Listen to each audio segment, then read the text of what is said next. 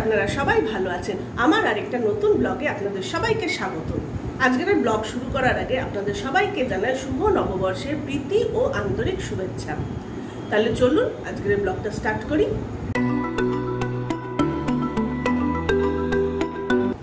আজকের নববর্ষ বাড়িতে, তাই আজকের একটু স্পেশাল রান্না বান্না হবে। আর এখন বাজে 8টা। আমার কর্তা বেরিয়ে গেছে বাজারে, সকাল সকালই বেরিয়ে গেছে, কারণ আজকের মাংসের দোকানে বিশাল লাইন, সেজন্য সকাল সকাল বেরিয়ে গেছে। বাজার করে আসলেই আমি রান্না বান্নায় নেমে যাব। চলুন রান্না বান্নায় হাত দেওয়ার আগে একটু ছাদ থেকে ফুল তুলে আনি। আজকে তো পয়লা বৈশাখ, সেজন্য ঠাকুরকে একটু ফুল দিয়ে সুন্দর করে পুজো দেওয়ার ইচ্ছা আছে। চলুন। দেখুন গরমে গাছগুলোর কি অবস্থা, পুরো শুকিয়ে গেছে। ইস রে, দেখেও খারাপ লাগছে।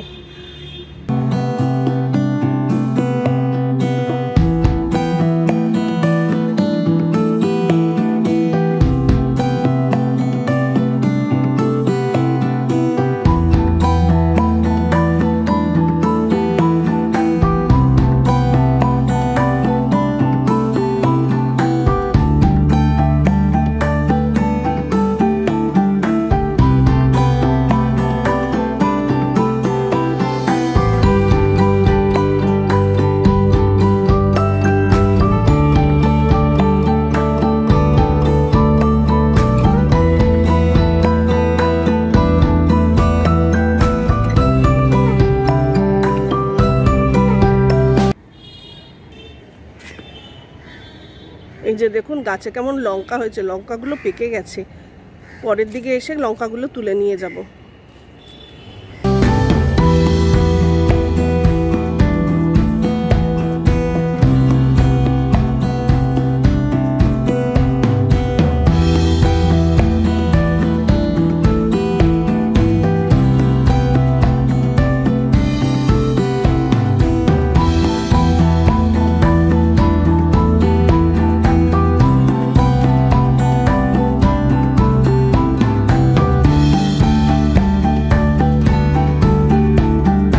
আমি সকাল সকাল স্নান করে নিয়েছি, এবার সুন্দর করে সিংহাসন সাজিয়ে আমি আজকের পুজো দেব।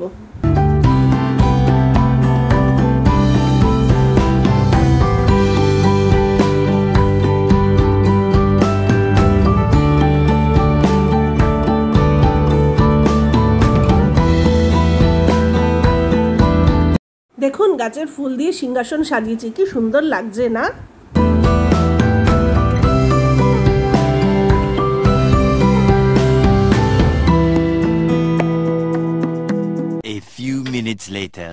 এখন 9টা সাড়ে 9টা বাজে, আর এই সময় আমার ছেলে ঘুম থেকে উঠলো। কতবার বললাম যে তাড়াতাড়ি ওঠ, আজকে পয়লা বৈশাখ, তাহলে সারা বছর সকাল সকাল উঠতে পারবি। কিন্তু আমার ছেলে এত বদমাশ, বলল একটু ঘুমিয়ে নি, তাহলে সারা বছর বেশিক্ষণ ঘুমাতে পারবো।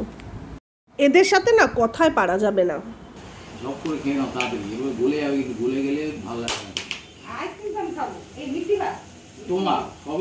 সবই তোমার।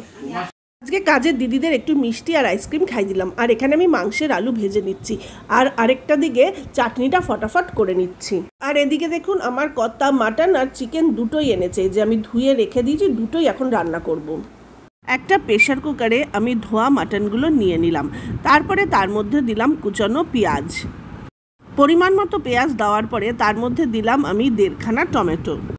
তারপর দিলাম পরিমাণ মতো আদা রসুন পেস্ট, কাশ্মীরি মির্চ, হলুদ, তেজপাতা, কাঁচা লঙ্কা, পরিমাণ মতো নুন আর সামান্য মিষ্টি, আর তার মধ্যে পরিমাণ মতো তেল দিয়ে মাংসটাকে আমি ভালোভাবে মেখে নিলাম। মাটনটা ভালো করে মাখার পর এবার আমি 7-8টা সিটি দিয়ে নিলাম। মাটনটা আমি এখন ভালো করে কষিয়ে নিচ্ছি। কষানো হয়ে গেলে এর মধ্যে গরম জল আর আলু দিয়ে আরও 2টো সিটি দিয়ে নেব, তারপরে এর মধ্যে গরম মশলা দিয়ে নামিয়ে দেবো। আমার মাটন রান্না কমপ্লিট। এবার আমি একটা টিফিন বক্সের মধ্যে একটু মাটন বেড়ে নিচ্ছি, কারণ আমার বাবাকে পাঠাবো বলে। আমার বাবা মাটন খেতে না খুব ভালোবাসে।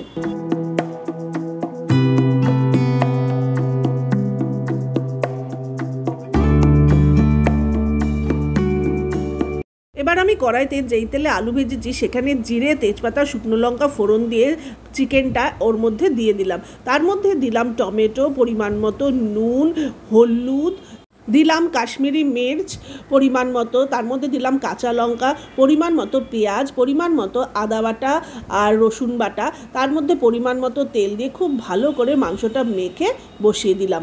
এবার মাংসটাকে ভালো করে কষিয়ে তার মধ্যে গরম জল, আলু আর গরম মশলা দিয়ে ব্যাস আমার চিকেন রেডি।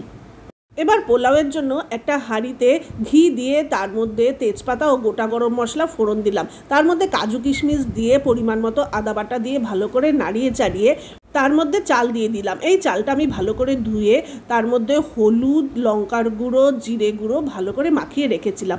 এবার চালটাকে ভালো করে ভেজে তার মধ্যে জল দিয়ে পরিমাণ মতো নুন মিষ্টি দিয়ে লো ফ্লেমে ব্যাস কিছুক্ষণ রেখে দিলাম, আমার পোলাও কমপ্লিট। এবার এই পোলাওটাকে আমি টিফিন বক্সে বেড়ে নিচ্ছি, এইটাও আমি আমার বাবাকে পাঠাবো।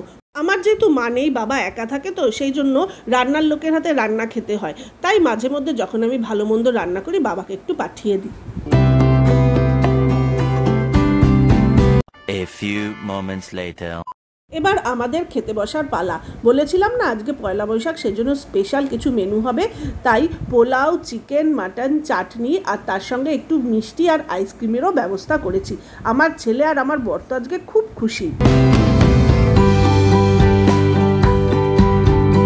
এই দেখুন, পয়লা বৈশাখের দিন যে একটু বেরোবো তারও উপায় নেই। ছেলের আজকে টিউশন আর ওর বাবা এই টিউশনে নিয়ে যাচ্ছে, আর যার জন্য আমাদের বিকেলবেলা কোথাও বেরোনো বন্ধ হয়ে গেল।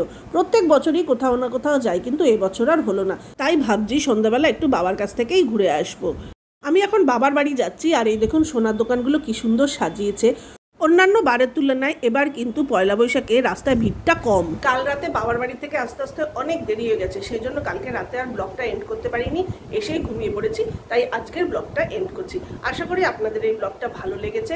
যদি ব্লগটা ভালো লেগে থাকে তাহলে অবশ্যই একটি লাইক করবেন, শেয়ার করবেন, কমেন্ট করবেন, আর আমার চ্যানেলটা সাবস্ক্রাইব করার অনুরোধ রইল। ধন্যবাদ।